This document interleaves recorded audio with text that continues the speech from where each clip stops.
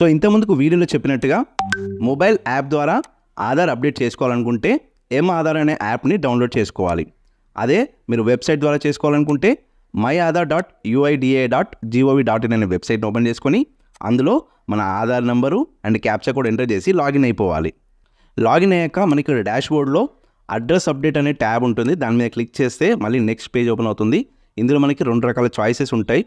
Update Aadhaar online ఒకటి ఉంటుంది, head of the family base చేసుకొని అడ్రస్ అప్డేట్ చేసుకునేది ఒకటి ఉంటుంది.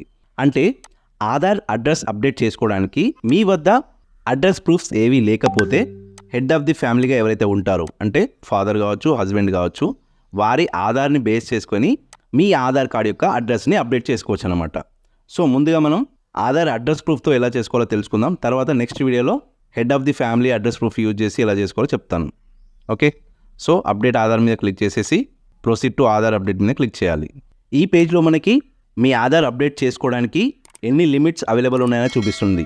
ఇక్కడ నేమ్కి వచ్చేసి 2 సార్లు మాత్రమే అప్డేట్ చేసుకోవడానికి వీలు ఉంటుంది. అదే డేట్ ఆఫ్ బర్త్ అయితే ఓన్లీ 1 టైం మాత్రమే చేంజ్ చేసుకునే అవకాశం ఉంటుంది. అలాగే జెండర్ కూడా 1 టైం మాత్రమే చేంజ్ చేసుకునే అవకాశం అయితే ఉంటుంది.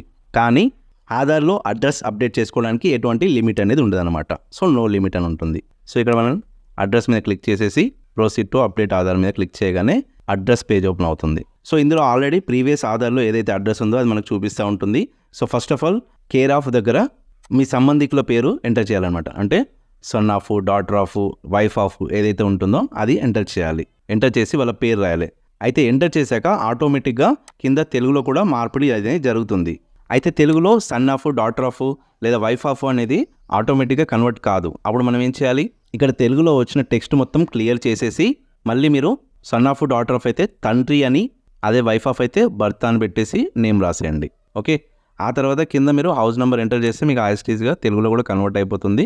కాకపోతే తెలుగులో వేరే రకంగా వస్తుంది. అప్పుడు మళ్ళీ ఆ తెలుగుది క్లియర్ చేసేసి మళ్ళీ మీరు నార్మల్ అంకెల్ ఎంటర్ చేస్తే ఆ నార్మల్ అలాగే ఉండిపోతుంది. ఆ తర్వాత మీకు ఏదైనా స్ట్రీటు, రోడ్డు, లేన్ కానీ ఏదైనా ఉంటే ఆ మ్యాటర్ ఎంటర్ చేయండి. అటువంటి ఏం లేకపోతే ఏమీ ఎంటర్ చేయకుండా ఖాళీగా వదిలేసేయండి. ఆ తర్వాత ఏరియా స్పేస్లో మీ విలేజ్ నేమ్ కావచ్చు, లేకపోతే మీ ఏరియా నేమ్ కావచ్చు, లేదా వార్డ్ నెంబర్ కావచ్చు, ఏదైతే ఉంటుందో అది ఎంటర్ చేయండి. ఆ తర్వాత ల్యాండ్ మార్క్ అవైలబుల్ ఉంటే వేయండి, లేదంటే లేదు, అది కూడా ఖాళీ వదిలేసేయండి. తర్వాత కిందికి స్క్రాల్ చేసి మీ పిన్ కోడ్ నెంబర్ ఎంటర్ చేయండి. మీరు పిన్ కోడ్ నెంబర్ ఎంటర్ చేయగానే ఆటోమేటిక్గా స్టేటు, డిస్టిక్ అనేది చూపిస్తూ ఉంటుంది. సో డిస్టిక్ కాలంలో మీకు సంబంధించిన డిస్టిక్ని సెలెక్ట్ చేసుకోవాలి. ఆ తర్వాత కిందికి స్క్రాల్ చేస్తే విలేజ్, టౌన్, సిటీ అని ఉంటుంది.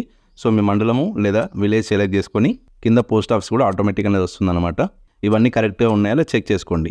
ఒకవేళ మీ మండలం పేరు రాకపోతే ఇక్కడ ఏరియాలో విలేజ్ నేమ్ ఎంటర్ చేసి కామా పెట్టి మీ మండలం నేమ్ని ఎంటర్ చేయాలి.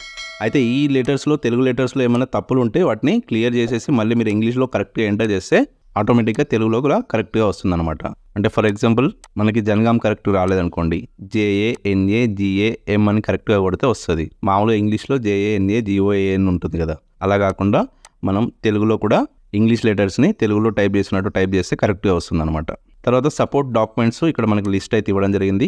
మేజర్గా మనకి ఓటర్ ఐడి కానీ, రెసిడెన్స్ సర్టిఫికేట్ కానీ, రేషన్ కార్డు విత్ ఫోటో కానీ, కరువు పని చేసే వాళ్ళైతే జాబ్ కార్డు కానీ, life insurance, bank passbook, electricity bill, ఇవేవి కుదరకపోతే గెస్టెడ్ ఫామ్ ఒకటి ఉంటుంది. గెస్టెడ్ ఆఫీసర్స్ తోటి ఆ ఫామ్పై సైన్, స్టాంప్ వేయించుకుంటే అది కూడా వ్యాలిడ్ అవుతుంది అనమాట. So group A, group B officers ఎవరిదైనా యూజ్ చేయొచ్చు. లేదా MLA, MP, MLC, municipal councillor కూడా దాని మీద సైన్ చేసేందుకు అవకాశం ఉంటుంది. ఈ విధంగా మీ లిస్ట్లో ఇచ్చిన ఏదైనా సరే ప్రూఫ్ పెట్టేసి అది అప్లోడ్ చేసేసి నెక్స్ట్ చేయాలి. డీటెయిల్స్ అన్ని కరెక్ట్గా ఉంటే టిక్ మార్క్ పెట్టేసి సబ్మిట్ చేయాలి. ఆ తర్వాత మనకి పేమెంట్ పేజ్ అనేది ఓపెన్ అవుతుంది. సో ఈ పేమెంట్ మనం గూగుల్ పే, ఫోన్పే లాంటి UPI ద్వారా కూడా పేమెంట్ అనేది చేయొచ్చు.